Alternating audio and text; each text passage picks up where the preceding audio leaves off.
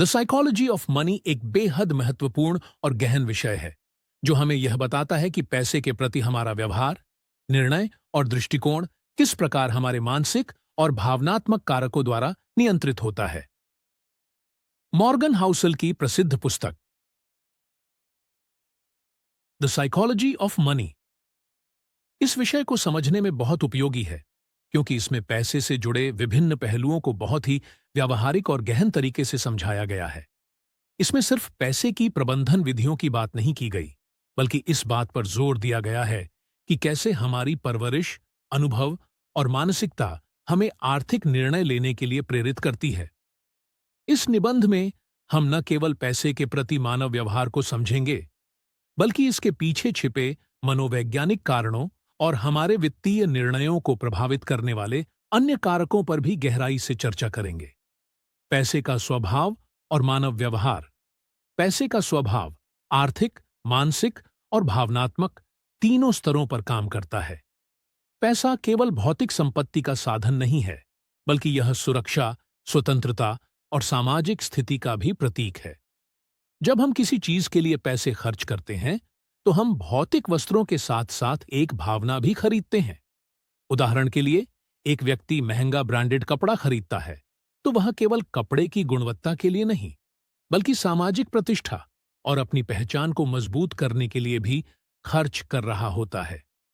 इसके विपरीत, कुछ लोग पैसे को बचाने में विश्वास करते हैं, क्योंकि उनके लिए पैसा सुरक्षा और स्थिरता का प्रतीक है। यह दोनों प्रकार के दृष्टिकोण हमें यह समझाते हैं कि पैसा लोगों के लिए केवल एक वस्त्र या संसाधन नहीं है, बल्कि यह हमारे जीवन के भावनात्मक और मानसिक पहलुओं में गहराई से समाहित है। वित्तीय निर्णयों पर सामाजिक प्रभाव। हमारे वित्तीय निर्णय केवल हमारी व्यक्तिगत धारणाओं पर आधारित नहीं होते, बल्कि हमारा सामाजिक परिवेश भी हमें प्रभावित करता है। हमारी मित्रता, हमारे सहकर्मी और हमारे परिवार का हमारे वित्तीय दृष्टिकोण पर गहरा प्रभाव होता है। उदाहरण के लिए, यदि आपके सभी दोस्त बड़ी कारें खरीद रहे हैं और महंगे होटलों में खाना खा रहे हैं, तो आपको भी ऐसा करने की प्रेरणा मिल सकती है, भले ही आपकी आर्थिक स्थिति इसके लिए उपयुक्त न हो। यह सामाजिक प्रमाण या सोशल प्रूफ का उदाहरण है, जहां लोग यह मान लेते हैं कि यदि दूसरों द्वारा किया जा रहा निर्णय सही है, तो उसे अपनाना ही बेहतर होगा। यहां तक कि वित्तीय मामलों में भी हम दूसरों को देखकर अपने खर्चों को निर्धारित करते हैं। उदाहरण, राज, जो एक मध्यम वर्गीय परिवार से है, अपने उच्च वेतन वाले दोस्तों से प्रभावित होकर महंगे गैजेट्स खरीदने लगा, भले ही उसकी आर्थिक स्थिति उसे अनुमति नहीं देती थी। यह उसका सामाजिक दबाव के तहत लिया गया एक वित्तीय निर्णय था। खुशी और पैसे का संबंध। पैसे से खुशी का संबंध बहुत जटिल है। कई लोग यह मानते हैं कि पैसा सीधे सीधे खुशी लाता है, लेकिन यह पूरी तरह सच नहीं है। शोध से पता चलता है कि एक निश्चित सीमा तक पैसा हमारी आवश्यकताओं को पूरा करता है और इस प्रकार खुशी बढ़ाता है, लेकिन उस सीमा से परे पैसा खुशी में बहुत कम भूमिका निभाता है। वास्तविक खुशी इस बात पर निर्भर करती है कि आप अपने पैसे का उपयोग कैसे करते हैं। जो लोग अपने पैसे का उपयोग अनुभवों को बढ़ाने, यात्रा करने और दूसरों के साथ अपने संबंधों को मजबूत करने में करते हैं, वे अधिक संतुष्ट होते हैं। वहीं जो लोग केवल भौतिक वस्त्रों और सोशल स्टेटस के पीछे भागते हैं, वे अक्सर अधिक असंतुष्ट रहते हैं। अनुसंधान।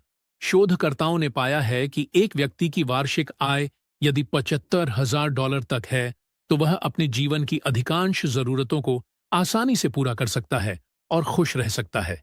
लेकिन इसके बाद आय में वृद्धि से खुशी में कोई खास फर्क नहीं पड़ता। लालच और डर की भूमिका।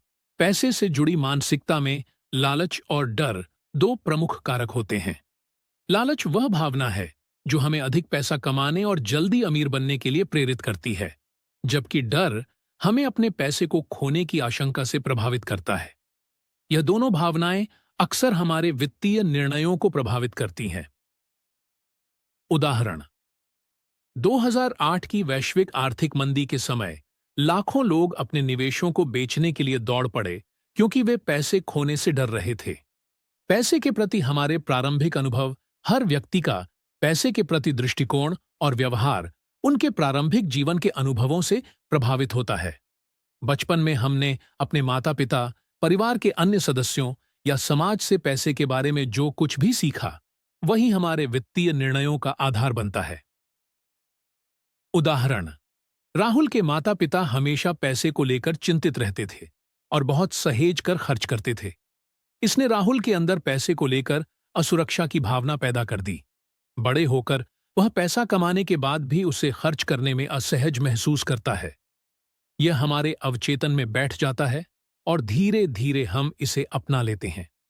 इसीलिए प्रारंभिक वित्तीय साक्षरता और सही मार्गदर्शन से लोगों को बेहतर वित्तीय आदतें विकसित करने में मदद मिल सकती है। वित्तीय लक्ष्य और प्राथमिकताएं: हर व्यक्ति की वित्तीय प्राथमिकताएं अलग होती हैं। कुछ लोग अधिक पैसा कमाने पर ध्यान केंद्रित करते हैं, जबकि अन्य अपनी वित्तीय सुरक्षा को महत्व देते हैं। इसके अलावा कुछ लोग अपने भविष्य के लिए निवेश करने पर जोर देते हैं, तो कुछ अपने वर्तमान जीवन के आनंद के लिए खर्च करने को प्राथमिकता देते हैं। महत्वपूर्ण प्रश्न: क्या आपका वित्तीय लक्ष्य केवल अमीर बनना है, या आप अपनी जीवन शैली को स्थिर और संतुलित रखना चाहते हैं? क्या आप अपनी वर्तमान जरूरतों के लिए पैसा बचाते हैं, या आप भविष्य में निवेश करने के बारे में सोचते हैं? इन सवालों का उत्तर देने से हमें अपने वित्तीय निर्णयों में स्पष्टता मिलती है और हम अपने धन वित्तीय जोखिम लेने की क्षमता, हर व्यक्ति की जोखिम उठाने की क्षमता अलग अलग होती है और यह उनकी आर्थिक स्थिति, जीवन के अनुभवों और मानसिकता पर निर्भर करती है। कुछ लोग अधिक जोखिम उठाने में सहज होते हैं, जबकि कुछ लोग वित्तीय जोखिम से डरते हैं। उदाहरण: रमेश को अपने व्यवसाय में जोखिम उठाने में कोई परेशानी नहीं होती, क्योंकि उसने कई सालों से खुद को इस मानसिकता के लिए तैयार किया है। वहीं सुरेश एक सुरक्षित नौकरी में विश्वास रखता है और किसी प्रकार का वित्तीय जोखिम उठाने से बचता है। जो लोग अधिक जोखिम लेने को तैयार होते हैं, वे अक्सर अधिक लाभ कमाते हैं, लेकिन यह ध्यान रखना भी महत्वपूर्ण है कि अधिक जोखिम का मतलब अधिक संभावित हानि भी हो सकता है। इसलिए अपनी जोखिम सहनशीलता को समझना और उसके अनुसार निर्णय लेना आवश्यक है। निर्णय लेने की प्रक्रिया और प्रलोभन: हमारा मस्तिष्क हमें तत्काल सुख की ओर आकर्षित करता है। इसका मतलब है कि हम वर्तमान में सुख प्राप्त करने के लिए लंबे समय तक के लाभों की अनदेखी कर सकते हैं। वित्तीय निर्णयों में भी यही होता है। हम अक्सर फिजूल खर्ची करते हैं क्योंकि हमें तत्काल खुशी मिलती है, लेकिन यह हमारे दीर्घकालिक वित्तीय लक्ष्यों को नुकसान पहुंचा सकता है। निष्कर्ष: पैसे के साथ हमारे संबंध जटिल हैं। यह न केवल हमारे बाहरी जीवन का हिस्सा है, बल्कि हमारे अंदर की भावनाओं, धारणाओं और विश्वासों का भी प्रतिबिंब है। मनी साइकोलॉजी को समझने से हमें यह जानने में मदद मिलती है कि हम अपने वित्तीय निर्णय क्यों लेते हैं और कैसे हम अपनी मानसिकता को बदलकर अपने वित्तीय भविष्य को बेहतर बना सकते हैं, जिससे न केवल आपकी आर्थिक स्थिति मजबूत होगी, बल्कि आप अपने जीवन के अन्य महत्वपूर्ण लक्ष्यों को भी आसानी से प्राप्त कर सकेंगे। सही मानसिकता और व्यवहार अपनाने से आप न केवल पैसों को प्रभावी ढंग से प्रबंधित करना सीखेंगे, बल्कि वित्तीय स्वतंत्रता की ओर भी कदम बढ़ाएंगे। यह बदलाव आपको बेहतर निर्णय लेने, जोखिमों को समझने और अवसरों का पूरा लाभ उठाने में सक्षम बनाएगा, जिससे आप एक स्थिर, समृद्ध और खुशहाल भविष्य की ओर अग्रसर होंगे, जहां आपके सपने और आकांक्षाएं साकार होंगी। अगर आपको यह वीडियो पसंद आई हो और इससे आपको कुछ सीखने को मिला हो, तो हमारे चैनल को सब्सक्राइब करें और इसे अपने दोस्तों और परिवार के साथ शेयर करें, ताकि वे भी अपने वित्तीय भविष्य को बेहतर बना सकें।